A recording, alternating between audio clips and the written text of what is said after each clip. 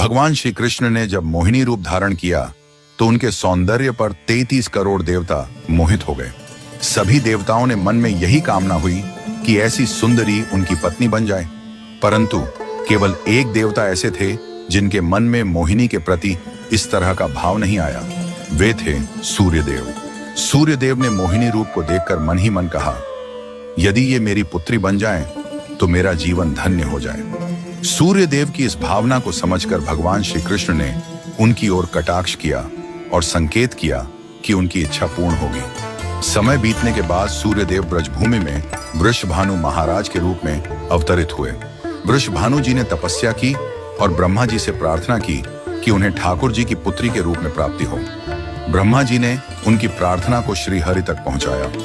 ठाकुर जी ने विचार किया कि वे नंद यशोदा और देवकी वासुदेव के यहाँ पुत्र के रूप में जन्म लेने वाले हैं, लेकिन प्रेम की स्थापना के लिए एक विशेष अवतार लेना होगा। ठाकुर जी ने अपने रूप को दर्पण में देखा और उस दर्पण में उन्हें ऐसा रूप दिखाई दिया जो स्वयं ठाकुर जी को भी मोहित कर गया। यह रूप ठाकुर जी का ही स्त्री रूप था।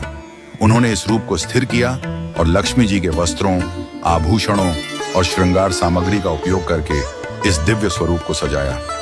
जब यह स्वरूप पूर्ण हुआ तो ऐसा प्रतीत हुआ मानो सूर्य और चंद्र का एक साथ मेल हो गया हो। यह दिव्य तेज इतना अद्भुत था कि स्वयं ठाकुर जी भी नेत्र मूंदने को विवश हो गए। जब उन्होंने नेत्र खोले तो उनके सामने श्री राधा रानी का दिव्य स्वरूप प्रकट हुआ। श्री राधा के प्राकट्य का समय सुबह 4 बजे का था, जो ब्रह्म मुहूर्त का समय है। भगवान के अन्य अवतारों का प्राकट्य दोपहर 12 बजे या रात्रि 12 बजे होता है, परंतु राधा रानी का जन्म ब्रह्म मुहूर्त में हुआ, जो नए दिन की शुरुआत का प्रतीक है। यह इस बात का संकेत था कि प्रेम का प्रकाश संपूर्ण विश्व में फैलने वाला है। राधा रानी के अवतरण पर वृषभानु महाराज और कीर्तिदा माता के घर उत्सव मनाया गया। सभी गोप गोपियां ब्रजवासी आनंद में झूम उठे, लेकिन एक अद्भुत घटना ने सबको चकित कर दिया। राधा रानी अपनी आंखें नहीं खोल रही थीं। वृषभानु महाराज और माता कीर्तिदा इस बात को लेकर चिंतित हो गए।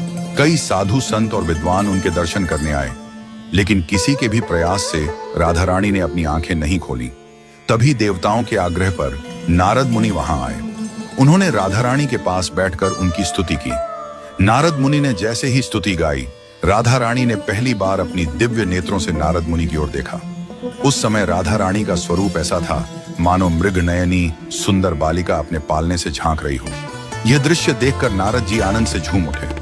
उन्होंने अपनी वीणा और करताल बजाकर कीर्तन प्रारंभ कर दिया और गाने लगे, जय राधे जय वृंदावन वासिनी। वृषभानु महाराज यह